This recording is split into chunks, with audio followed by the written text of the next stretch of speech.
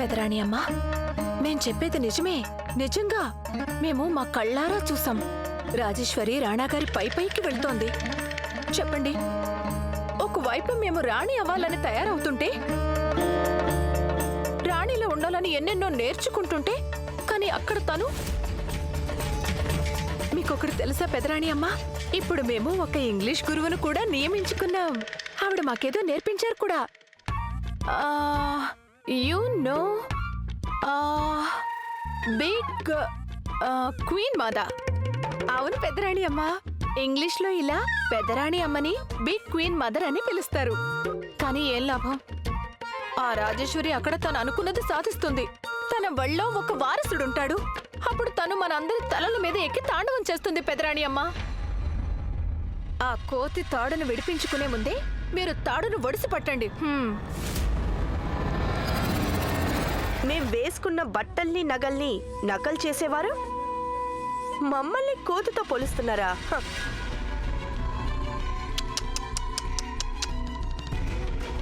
ఇదేమి పద్ధతిగా లేదు చిన్నరాణి గారు. పోవే కోతి, నోరు మూసుకోండి. మేం మీతో మాట్లాడడానికి రాలేదు. రాణాగారి ప్రవర్తన చాలా మారిపోయింది పెదరాణి అమ్మ. అలాగే మన చేతుల్లో నుండి సమయం జారిపోతోంది. ఒకవేళ ఇప్పుడు మనం రాణాగారికి దగ్గర కాలేకపోతే ఇక ఎన్నటికీ కాలేము. ఇక ఆ తర్వాత రాణాగారు అన్ని మన పేరు మీద రాస్తారని మనందరం కట్టున్న కలలుగానే మిగిలిపోతాయి. అయినా మీ వల్ల ఏమీ కాదు పెదరాణి అమ్మ. ఈవిడికి ప్రతిదీ నవ్వులాటగా ఉంది.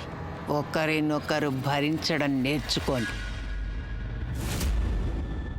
6 నెలలు మేం చెప్పాం కదా, కేవలం 6 నెలలలో అంతా మన సొంతం అవుతుంది. కానీ అంతవరకు మేము సంధించిన ఈ 2 బాణాలు ఒకదాంతో ఒకటి ఇలా పోట్లాడుకుంటూ ఉంటే అప్పుడు రాణాగారి మీద ఏం సంధిస్తాం? అర్థమైందా? 6 నెలలు.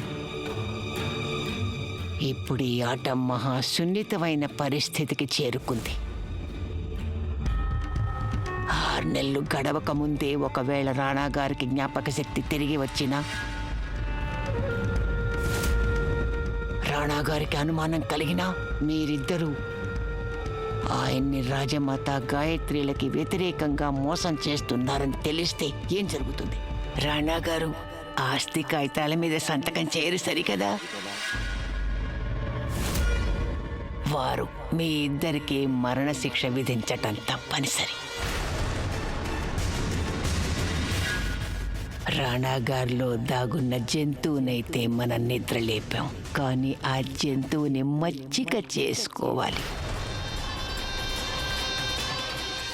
ఒకవేళ అది మచ్చిక కాలేదో ఇక దాన్నెవ్వరూ ఆపలేరు.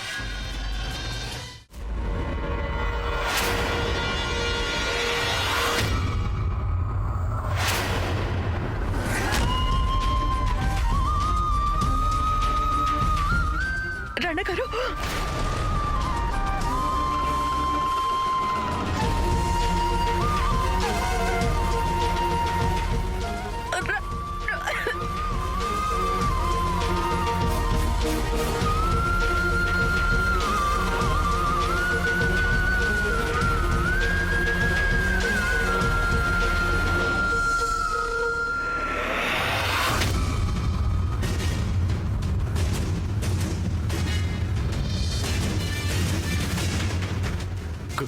గాయత్రి,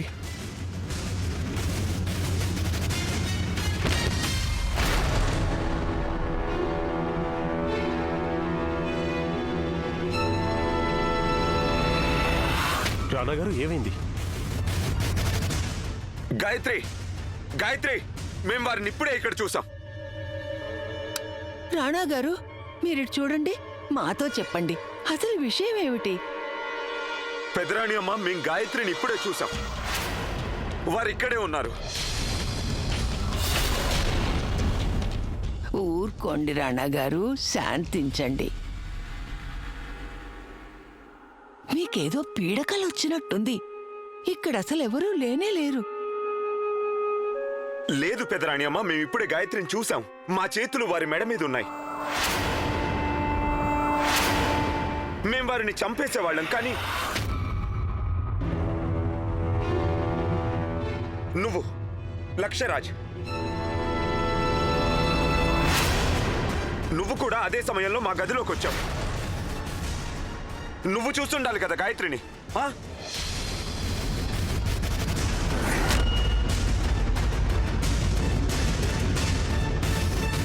మీరు మూర్ఖులే గాని చెవిటివారు కాదే. ఓ ప్రశ్న అడిగితే సమాధానం చెప్పరా? చెప్పండి, ఏం చూశారు మీరు?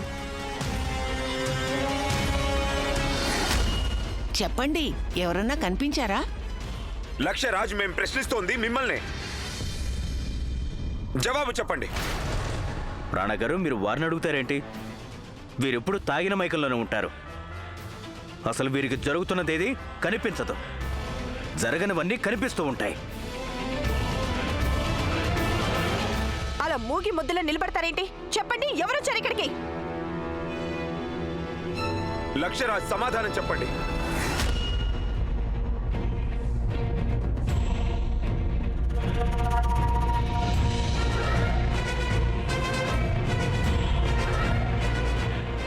ఎవరూ లేరు.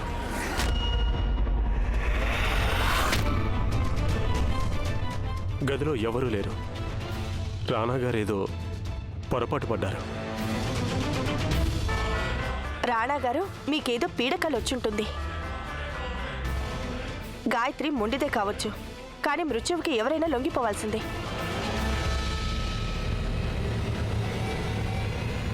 రాణా గారు, తను మా కళ్ళ ముందే లోయలోకి దూకేసి చనిపోయింది. తను మళ్ళీ ఎలా వస్తుంది? రాజేశ్వరి, అలా జరిగే ఆస్కారమే లేదు. మేమేం పొరబడడం లేదు. మేం ముట్టుకున్నాం తన్ని. మేం తన్ని చంపుండేవారు లేదు. గాయత్రి ఇక్కడే ఉంది, ఈ గదిలోనే ఉంది.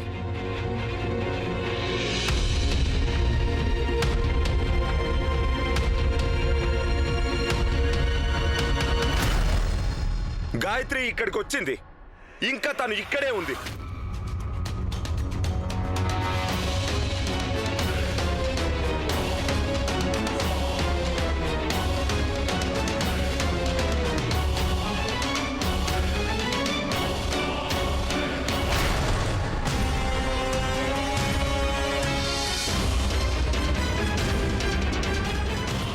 ఎక్కడికి వెళ్తున్నావు దేశదిమ్మరి?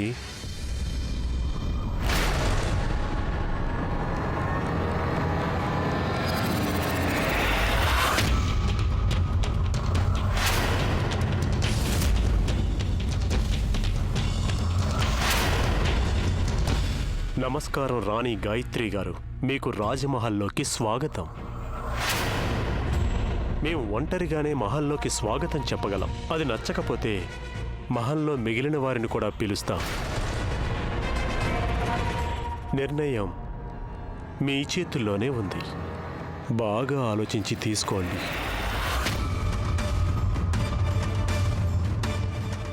చినరాజా వారు అందరికీ నిజం చెప్పేస్తే నా ఆట ఇప్పుడే ముగిసిపోతుంది.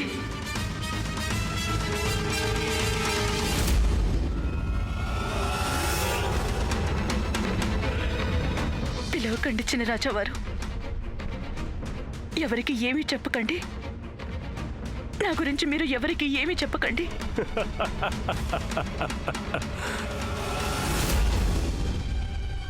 నువ్వు కంగారు పడకు గాయత్రి.